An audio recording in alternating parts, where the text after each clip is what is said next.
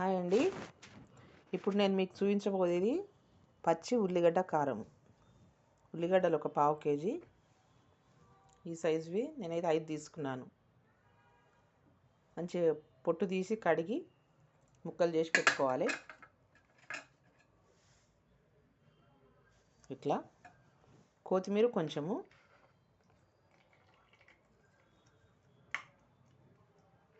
పచ్చి కొబ్బరి ఒక చిన్న ముక్క. ఇది దీన్ని పీసెస్ చేసుకోవాలి. నేను ఇప్పుడు పీసెస్ చేసుకుంటాను. మీకు చూపించడానికి కుడుక ఇట్లే ఉంచాను.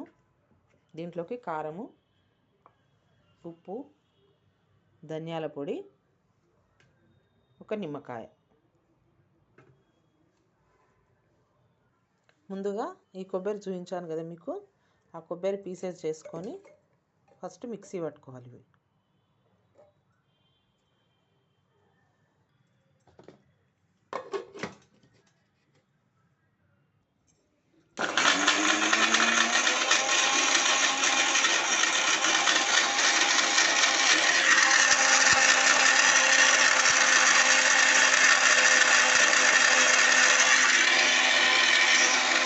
మిక్సీ అయిపోయింది.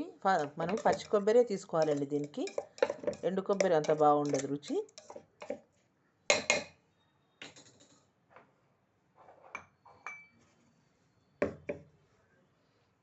దీంట్లో ఇప్పుడు కట్ చేసి పెట్టుకున్న ఉల్లిగడ్డ ముక్కలు,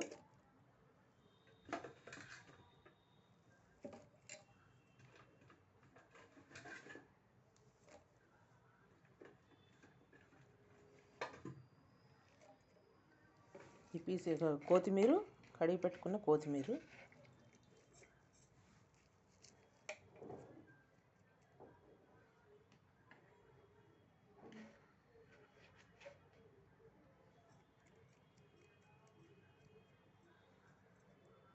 దీంట్లోకి ఇప్పుడు కారం వేసుకోవాలి.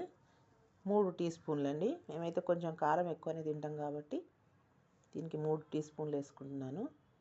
తక్కువ తినేవాళ్ళు 2 టీ స్పూన్లు వేసుకోవచ్చు. కానీ ఉల్లిగడ్డ ఎక్కువ ఫ్లేవర్ అయిపోతుంది, కారం తగ్గిపోతుంది.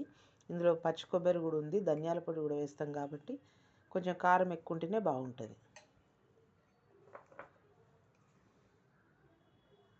ఒక టీ స్పూన్ 1.5 ఉప్పు, ఒక చెంచా ధనియాల పొడి,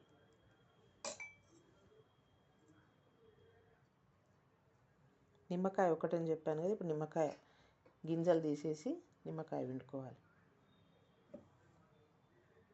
గింజలు బయట పడేసి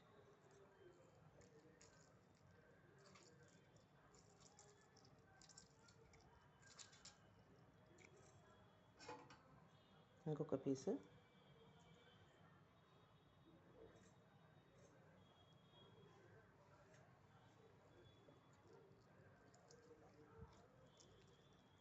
పిండుతుంటే మధ్యలో ఏమైనా చిన్న చిన్న గింజలు వస్తే నిమ్మకాయవి తీసేయాలి.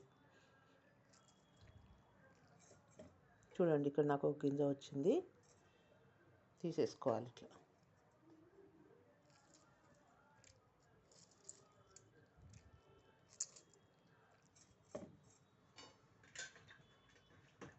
ఇప్పుడు మిక్సీ చేసుకోవడమే.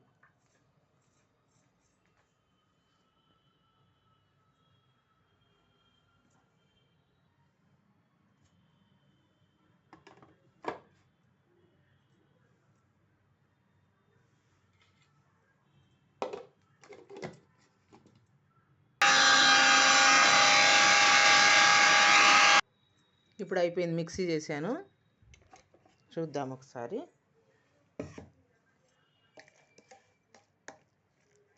చూడండి, మిక్సీ అయిపోయింది. కానీ ఇది మరీ మెత్తగా పేస్ట్ లాగా చేసుకోవద్దు. కొంచెము ఉల్లిగడ్డ పీసెస్ ఉండాలి. అవి తింటుంటే మనకు నోటికి రుచిగా తగులుతుంటాయి.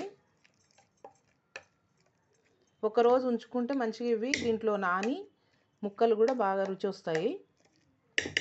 చూడండి, రెడీ అయిపోయింది ఉల్లిగడ్డ కారము. ఇది చపాతీలోకి కానీ పూరీలోకి కానీ అన్నంలోకి కూడా, వేడివేడి అన్నంలోకి కూడా బాగుంటుంది. మీరు కూడా ట్రై చేయండి. ఒకవేళ ఇది ఇంకొక రకం ఏంటంటే, నూనె కాచుకొని, ఇది అయిన తర్వాత నూనె వేడైన తర్వాత స్టవ్ ఆఫ్ చేసుకొని ఈ ఉల్లిగడ్డ పచ్చడి ఆ నూనెలో వేసి కొంచెం ఒక 5 నిమిషాలు అట్లనే ఉంచేసి కలిపేసుకోవాలి. అట్లా కూడా బాగుంటుంది.